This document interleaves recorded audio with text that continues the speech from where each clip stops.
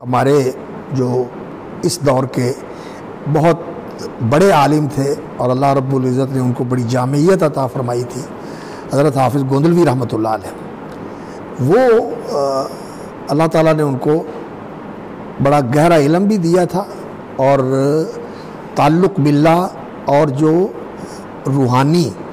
اور ایسے علوم ہیں جن کا انسان کے اصلاح باطن سے تعلق ہے، اس میں بھی وہ بہت اونچا مقام رکھتے تھے۔ تو ان کی کتابیں بھی دیکھتے ہیں، آپ دیکھ لیں تو انہوں نے ان کتابوں کے اندر بھی اور ان کے دروس کے اندر بھی یہ چیز ہوتی تھی کہ وہ انصاف کرتے تھے اور عدل والا معاملہ رکھتے تھے۔ جو کسی کی غلطی ہوتی اس کی تنبیہ کر کے اظہار کر دیتے تھے، اصلاح فرما دیتے تھے، لیکن تان کرنا، بدزبانی کرنا اور کسی کی بالکل نفی کر دینا یہ ان کا طریقہ نہیں تھا۔ اور احناف کا اور اہل حدیث کا اختلاف، اسی طرح بریلویوں کا اور اہل حدیث کا اختلاف، اسی طرح دوسروں کا، اس اختلاف کو انہوں نے اظہار بھی کیا ہے اور اس کی حیثیت بھی بتائی ہے کہ یہ کس قسم کا اختلاف ہے، اور اس کے باوجود انہوں نے جو کسی کا اعتراف ہے، جو کسی کا مقام ہے، اس کا اعتراف بھی کیا ہے۔ تو یہ چیزیں نا ہمیں ملحوظ رکھنی چاہیے، اور نہ تو ہم اس اختلاف کو ختم کر سکتے ہیں کہ دنیا میں رہے ہی نہ، اور نہ ہی ہم یہ کر سکتے ہیں کہ اپنے مخالفین کو جو ہے نا ہم بالکل ہٹا کے اور اپنے آپ کو ہی ہم مسلط کر دیں۔ دنیا میں یہ نہیں ہوتا۔ دنیا کے اندر جنگیں کر کے بھی لوگوں کو صلح کرنی پڑتی ہے، لڑائیاں لڑ کے بھی آپس میں اتحاد کرنا پڑتا ہے۔ اس لیے انسان پہلے دن سے ہی نا رواداری والا اور دوسروں کے حق حقوق کا احترام کرنے والا نظریہ رکھے، اس میں انسان کے لیے بہتری ہوتی ہے، اس میں انسان کے لیے بہتری ہوتی ہے۔ اور اگر انسان یہ کہے کہ بس آنا والا غیری، تو یہ کام نہیں چلے گا۔ یہ پھر لا غیری تم چاہتے ہو تو تم بھی نہیں رہو گے، وہ غیر بھی نہیں رہے گا اور تم بھی نہیں رہو گے، اور کوئی آ جائے گا، اور یہ ہماری تاریخ سے بری ہوئی ہے۔ اس لیے لوگوں کے ساتھ چلنے کا جو ہے نا انسان کو ذہن بنانا چاہیے، اور یہ بڑی ضروری چیز ہے زندگی کے اندر چلنے کے لیے، دینی اعتبار سے بھی، دنیاوی اعتبار سے بھی، دینی اعتبار سے بھی، دنیاوی اعتبار سے بھی یہ ضروری چیز ہے۔ تو ایک تو یہ چیز جو ہے نا اختلاف ہے، لیکن اختلاف کے باوجود وہ لوگ، اختلاف تھا، افتراق نہیں تھا۔ یہ بڑی نکتے کی بات ہے، اختلاف اور افتراق۔ افتراق کا معنی کیا ہے؟ بالکل الگ الگ ہو جانا، اور اختلاف کا معنی کیا ہے؟ یعنی فقہی نظری اختلاف کے باوجود ایک رہنا، ایک رہنا۔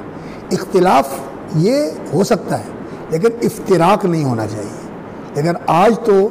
افتراق ہمارے اندر اتنا زیادہ بڑھ گیا ہے کہ منہجی اور مسائل اور دینیات کے اندر اتفاق کے باوجود افتراق ہے، اور وہ افتراق کن چیزوں کی بنیاد پر ہے؟ وہ چھوٹی چھوٹی تنظیموں کی بنیاد پر، چھوٹی چھوٹی نسبتوں کی بنیاد پر، ایک ایک مسئلے کی بنیاد پر۔ یہ جو افتراق کی بیماری ہے، یہ وہ جو اللہ رب العزت کے رسول حضرت محمد کریم صلی اللہ علیہ وسلم نے فرمایا تھا نا، الجماعت رحمت والفرقۃ عذاب۔ اجتماعیت یہ رحمت ہے، ایک دوسرے کے ساتھ اس طرح اکٹھے ہونا کہ آپ میرے لیے اچھے جذبات رکھتے ہوں، میں آپ کے لیے رکھتا ہوں، آپ میرے بارے میں حسن ظن رکھتے ہوں، میں آپ کے بارے میں رکھتا ہوں۔ ہم آپس میں ایک دوسرے کے ساتھ اس طرح ہوں کہ ہر ایک دوسرے کا خیر خواہ ہو، اور ایک دوسرے کی کمزوریوں کو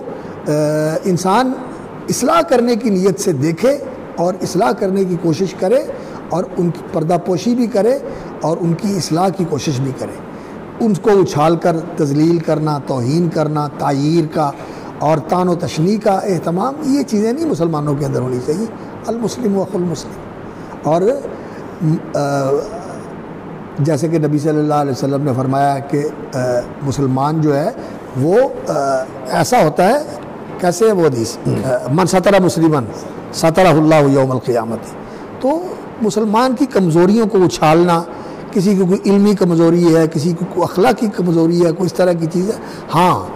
جو دین کے اندر معاملہ ایسا ہے جس سے دین کی کوئی چیز چھپتی ہو یا دین کی کوئی چیز بگڑتی ہو، اس کا اظہار کر دینا چاہیے، اور وہاں کوئی نام لے کر اظہار کرنے کی ضرورت نہیں ہوتی کہ اس کی تشہیر کی جائے، فلاں نے ایسے کہا ہے، وہ ایسا ہے، وہ ایسا ہے، وہ ایسا ہے۔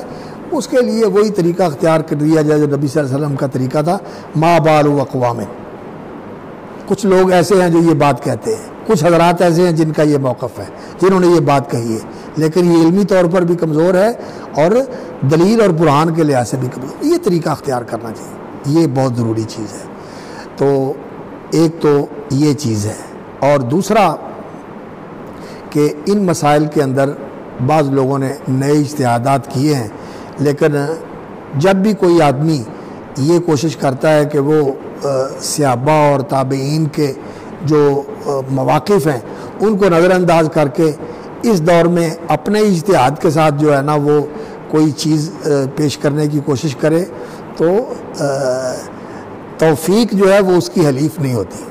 توفیق اس کو نہیں ملتی۔ یتبع غیر سبیل المومنین جو ہے نا، یہ انسان کو کامیابی کی طرف نہیں لے کے جاتی۔ تو سبیل المومنین کا اتباع کرنا چاہیے، اور اس میں سے انسان کو اپنے لیے دیکھنا چاہیے کہ جو کتاب و سنت کے زیادہ موافق ہے اور کتاب و سنت سے زیادہ مؤید اور مبرہن ہے، اس کو انسان اختیار کر لے، اور ان کو چھوڑ کر نئی راہ نکالنے کی کوشش کرے، تو اس میں پھر انسان غلطیوں کا شکار ہوتا ہے، ٹھوکریں اس کو لگتی ہیں۔